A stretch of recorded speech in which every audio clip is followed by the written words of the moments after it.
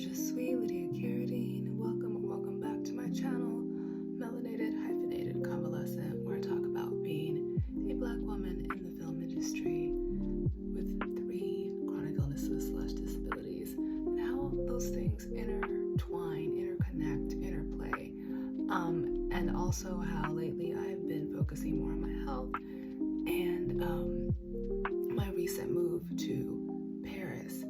If you're new here, I look at my notes a lot because I have a lot of brain fog due to said disabilities. Pituitary prolactinoma, chronic fatigue syndrome, and long COVID.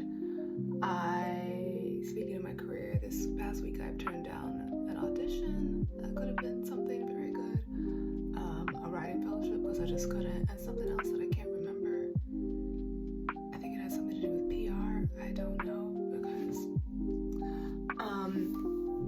So as stated before, my videos will be shorter and less frequent for this foreseeable future because I think I'm gonna have a sick girl summer. Not doing great. The chronic fatigue has been fatiguing, and a lot of people have been telling me that I need to go to the hospital. I need to go to a doctor here. They ignore the fact that I have spent the last 3 years dealing with this, going to numerous specialists. I'm in the reviewed studies. I'm reading those. I am in survivor patient groups. I go down all the Reddit rabbit holes. And that takes a lot of energy. I'm on too many other medications for all the things I'm on to do the nicotine patches or the low-dose naltrexone, which has worked for people with MECFS, but for some people it's really, really bad. And my research has also told me that while healthcare overall in France is better, they are not at the forefront when it comes to MECFS. And so I'm not going to have a very frustrating experience finding, going to, and then navigating a doctor's appointment where I try to explain what's going on with me, and at the very most they're probably going to give me an IV. I don't need to do that.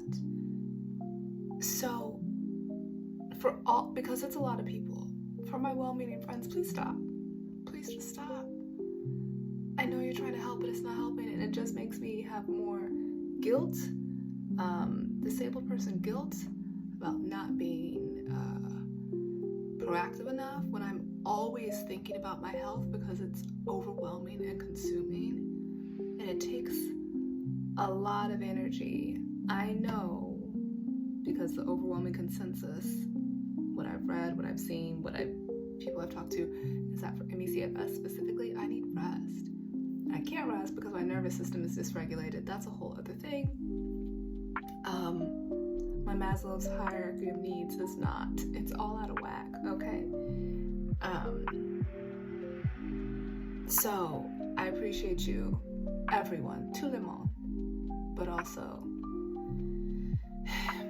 if you're not gonna come and take me to these appointments that you think I should be researching and making, or fund all the things that you think I should be doing, just send the thoughts and prayers, okay? Because but to that end, short videos for a while. So very briefly today, I have talked about how my move here hasn't been what I wanted, what I planned, what I expected, and I think it's important to keep sharing this perspective because I hear a lot of really rosy stories about I moved to France, I moved to whatever country, and it was great immediately. And based on my own experience, I feel like it wasn't great immediately. But social media doesn't work this is hard, sometimes, because people love drama. But I've seen most move abroad content creators. It's about how lovely and wonderful it is. They also don't have 3 disabilities, so I have to take that into account. And I have been forced to realize that I've been after 3 months, I'm like, I love it, I love it, I love it. I don't actually. And it's okay for me to take time to adjust here. I hate to say it, as problematic as the States are, it's comfortable. I get it. I know what's going on there. So here are a few things in France that I can't stand. And I want to know if French people, because French people have agreed with me that some of the things in their country are ridiculous. Just as I will readily agree that the things where I've come from are ridiculous. So I want to know what expats and what locals think. I hate French bathrooms. The toilets are in tiny rooms, literally a WC, water closet. And then the sink and the shower and or tub are in a different room, down the hall, across the hall, on another floor. I don't know. Why can't I want to wash my hands without an extra journey? And for the sake of like architectural soundness, why isn't all of the plumbing in one room? I don't understand. It's nonsensical. I don't like it. It makes me upset. Next thing is, I thought I would find old houseman buildings charming. And from the outside they are. But because they're 300 years old, the insulation is shoddy and they have what is known as chauffage collectif, collective heating. So the temperature is set for the building, you cannot change it. And for someone, again, I know that a lot of my perspective comes from someone with various disabilities and health issues. I'm anemic, so I'm always cold. So that's something to consider. Also, the floors are very creaky because of the buildings being so old, and you can hear everything, and the elevators are made for dolls' houses. They're tiny. Next thing, Paris is not accessible, period. I'm gonna do a separate video about that later, but if you're planning to move here or even visit, I would really investigate the places, the specific places you're gonna go, especially if you use a mobility aid. Just think about that. The next thing I don't like is that French washing machines take 79 hours. I don't know why. I'm sure it has to do with water conservation, but then I'm like, the electricity is running for all that time. Washing your clothes takes so long. And like, yes, the American in me is coming out, but I don't understand it, and it makes me upset. I do like some things. The food is of much better quality. It tastes better. Vegetables taste the way they're supposed to. I have yet to see a food desert. There's a grocery store everywhere, so that's great. The other thing I like is that pedestrian and bike spaces exist and they are respected. Also, the French love le cinéma, et moi, j'adore le cinéma. So like, that's cool. But living here continues to be an adjustment. And this week I was looking for some things because like France also like doesn't like supplements and vitamins. So I was looking on iHerb, and then I realized they also sell food, and I was like, oh my gosh, I don't have to like immediately give up all the things that I was used to. And I feel like that was part of my problem. I was like, I have to just like get off the plane and be French. And it's like, no, it's an adjustment period.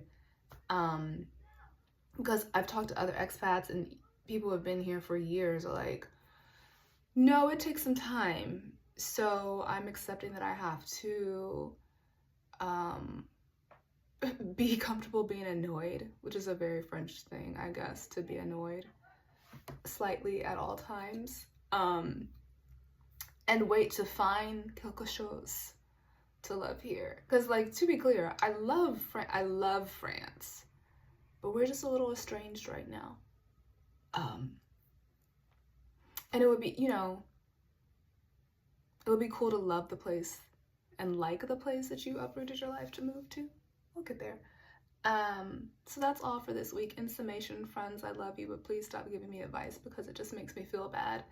And 2, it's fine to take time to enjoy your life in a new country. That's all I have for you today. As you can see, I'm worn down, I'm bedraggled. So I'm gonna go. À bientôt, à demain, au revoir.